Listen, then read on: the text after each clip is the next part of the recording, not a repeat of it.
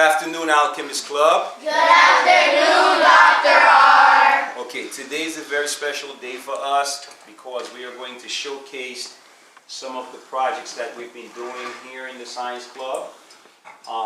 So what will happen is we're going to have some of the Science Club members present a bit of what they've been doing and the work they are going to continue to do, because most of the projects are work in progress.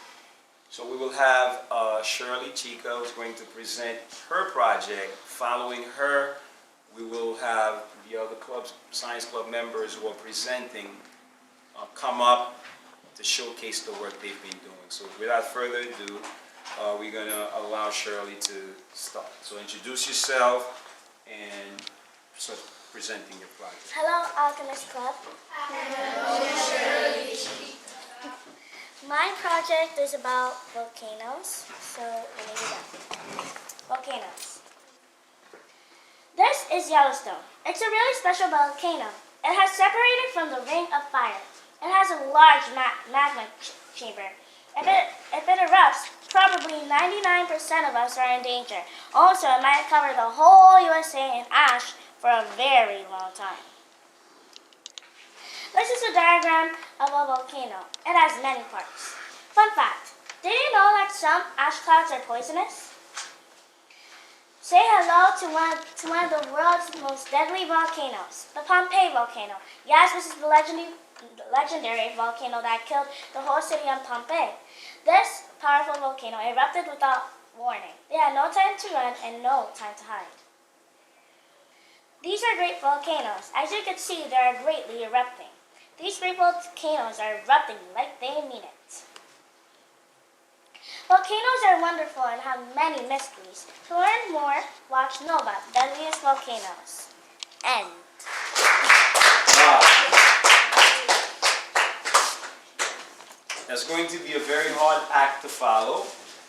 So without further ado, we are going to allow the second Alchemist Club member to present his work.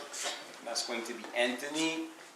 Kimani, you might want to come up here to hold Anthony's project for him so he can explain and share how his motor works.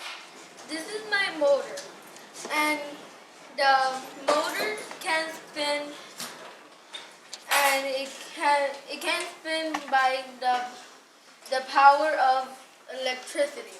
And the electricity goes through wire and goes to one paper clip, and the other one goes to the other paper clip. And the electricity goes through the paper clip through the coil and make it spin more faster. And the magnet helps the coil spin more faster. That's why they call it a motor, because it spins so fast it can spin. And how long did it take you to actually construct the motor? It took like 3 hours, and I used a battery, 2 wires, two paper clips, a magnet, just a regular wire, and just coil and sandpaper. That's the only thing I use to make a motor. So give him a round of applause.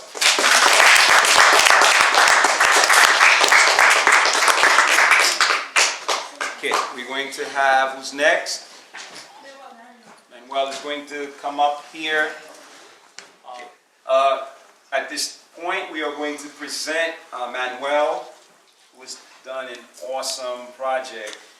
He actually was able to construct his own laser, and he's going to walk you through the physics of lasers. So without further ado, I'm going to allow Manuel to introduce his project.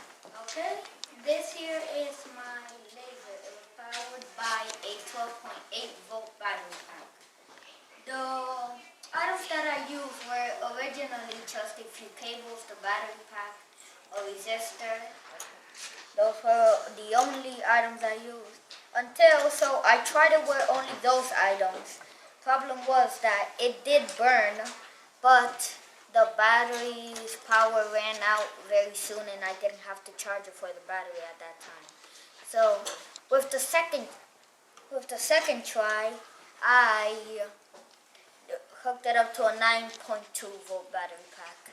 And yes, it did work. The laser beam was bigger, not the effects I was looking for because it wasn't originally supposed to burn, because that was my original goal in mind at that time.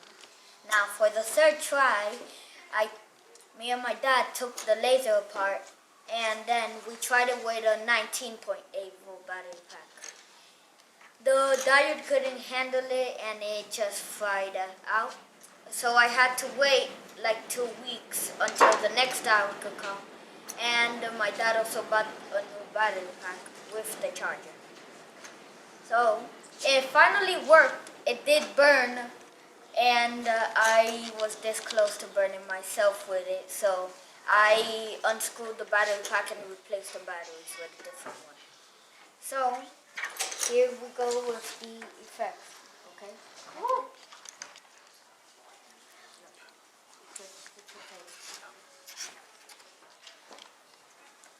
Right there. It's as simple as just that.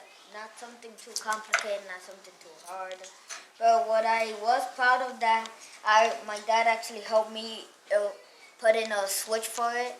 Is just take it apart and put it back in. It's not like one of those press the button or switch laser. And that's it. Wow, give him a round of applause. Wow, that was awesome. As you can see, we have the future engineers. They were being, I would say, created or constructed or synthesized right here at PS33 as part of the Alchemist Club. This club has been in existence since 1999, and the Science Alchemist Club members are people. We have Alchemist Club members at all kinds of universities: MIT, Harvard, Princeton, Yale, CUNY, SUNY, all over the world. We are spreading the message of making this world a better place through technology and learning. And that's what we do here. We are going to present the next project. Who's next? Hi, my name is Emily. Hi, my name is Allison. And today we made a rainbow jelly. What we used was corn, oil, we used food coloring, and alcohol. Well, not to drink, rubbing alcohol. It worked because since we added rubbing alcohol with food coloring, then we added corn syrup, that made it stay. Then it added more colors and added dish soap to add a little bit of color. And you only can see the yellow because if you do twist it around, you can see some red. When you put it up, you can see some orange right there. And there's many different colors like green at the top, yellow. They're supposed to be blue, but I don't really like them. And yeah. Awesome. This is an excellent project that actually showcased. We are going to be working on a project with you guys on density. And this will be used as a perfect example of that showcase the density of different objects. So right now, most of you probably don't know yet, the fourth graders, what is density, what does that entail?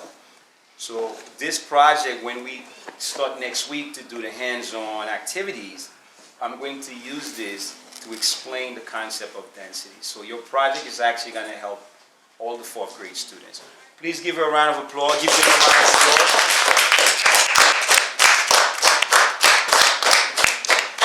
Okay, so we have next, we have Giana, who is an awesome alchemist, and she has done an awesome project called Rolling Water.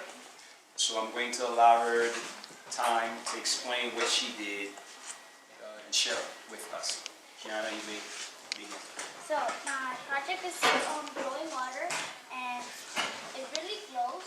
And I used highlighter pens, which are this one, that I had to break it, and I used tonic water, and I had to break that and put the ink in the tonic water. So this is what it looked like right after I did this. Not only can you make glowing water with highlighter pens, but you can also make it with paint. All you need is paint, regular water, and something you can mix with. So first you pour the paint into a cup of water, mix the paint and the water, and then you test it. And then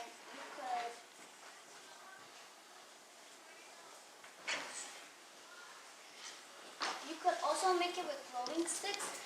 With glowing sticks, water, and a dark blue. You have to fill up the cup or use a bottle, put the glowing stick in the water, and you could cut it. If you don't want to cut it, you could just put the glowing stick inside and it will glow. Awesome. One thing I wanted to show Giana had done that's really interesting. She downloaded an app on the iPad, and it's a light sensor, correct?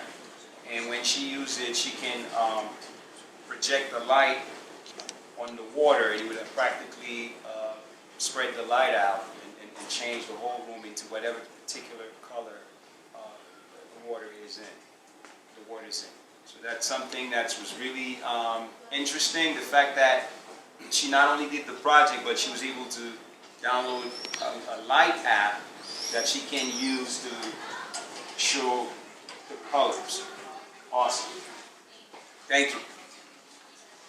Okay, once again, we have a few more projects to go. Now, this project I'm going to introduce, it's an extremely important project.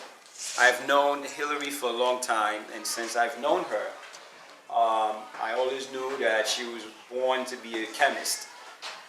And being a biochemist myself and majoring in molecular biology, when I'm in the presence of a person who has the aptitude and the gift to be a first-class scientist, you can tell right away whether that person is 3 months old or 300 years old. It just so happened Hillary happened to be a student that she just have the hand of a chemist. For any chemist who's watching this, you'll know what I mean by having the hand of a chemist. Very steady hand, not only steady hand, but steady mind, very disciplined mind. So she's going to showcase the work that she's been doing here. We got this kit from ACS, American Chemical Society. And ACS can see that Dr. Ronelus is putting the work that they're doing for our children to good use here at PS33X in the Bronx. So without further ado, we're going to allow Hillary to share with us what she has been doing in regards to chemistry. Hillary? My name is Hillary, and I've been working on CO2, known as carbon dioxide. And right here, my friend is holding some graphs I cut out from Google Images. And they talk about how over the past, carbon dioxide has been spreading all around the world many times, and how it's right here, how different ways where we use carbon dioxide, like transportation, electricity, and in just in a company. And right here I use dish soap, citric acid, and sodium hydroxide.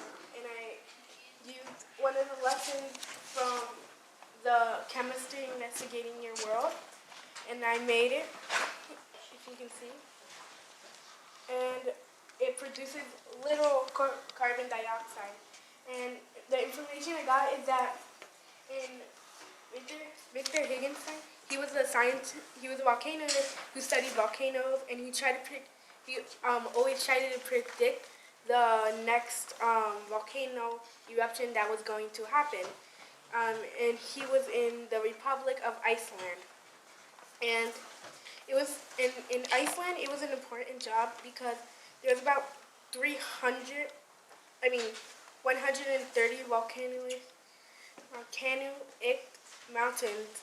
And it says right here, I can't pronounce it, it's really hard, saying that it was the most dangerous eruption. So, yeah. And several other facts like chemical reactions that, happen. And so, yeah, and it produces carbon dioxide known as CO2. And the rest of my information I'm going to work about is how CO2, carbon dioxide, is bad, and how people can stop using it and use natural resources instead. Awesome. Give a round of applause. If you notice, I myself, as a scientist who've been looking at words from Latin, Greek, because that's the basic foundation of science in terms of find it in terms of vocabulary, and sometimes I myself could not pronounce this word, and there's nothing wrong with that. The nature of science is that we don't have all the answers. There are many things we don't know, and if I can't pronounce this word, I cannot sit here and pretend I can, and I would not be living up to what it means to be a scientist. Scientists, you have to be honest, okay, with yourself. When you don't know something, you don't know it. That's what science is. We are in a quest for truth and knowledge, and there will always be things we don't know, no matter how much we know. As a matter of fact, for all the alchemists here, always remember that the knowledge of knowing is to know nothing, practically. No matter how much we have, how much knowledge we have, we will feel that we don't know anything. As a matter of fact, the more you know, the less you feel you know. You feel like you don't know anything. It's always people who don't know anything who think they know everything. So keep that in mind always as a scientist. All right, now we are going to move to the last presentation today. Give Hillary a round of applause again.